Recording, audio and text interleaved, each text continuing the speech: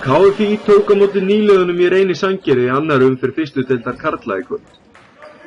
Bæði liðin töpuðu í fyrstu umferð, KFÍ tapaði á móti Þór Akureyri og Reyni Sandgerði tapaði á móti ÍA.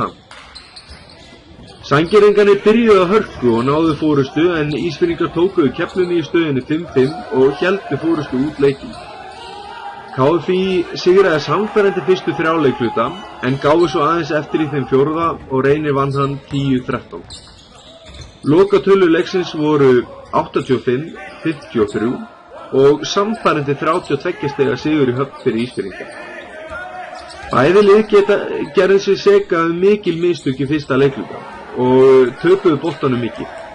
En að meðan Ísfirðingar náðu góðu flæði í sínum leik og spiluðu köflum mjög góða vörn, töpuðu Reynismenn boltanum 28 sinnum í leiknum. Ljóst er að tímabilið á eftir að vera Sandgerðingum erfitt. En ef þeir ná að slípa liðið betur saman, þá geta þeir þó verið hættulegir. Alfreð Elíasson setti niður 13 stig og tók 12 fráköst fyrir Reyni og Ólafur Geir Jónsson setti niður 12 en hann átti ánefa til fyrir leiksins þegar hann varði skoti Ísfirðinga í tvígang í sömu sókninni. Hinrik Albertsson átti einnig fína innkomu en hann setti niður 3 þrist. En Reynismenn reyndu bara 9 þriggjastaðaskot á meðan Ísfirðingar skutu 36 fyrir utan þriggjastaðalínu.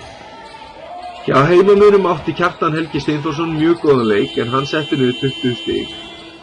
Neboisa Knesevík var drjúgur og setti 21 stig og tók 11 fráköst.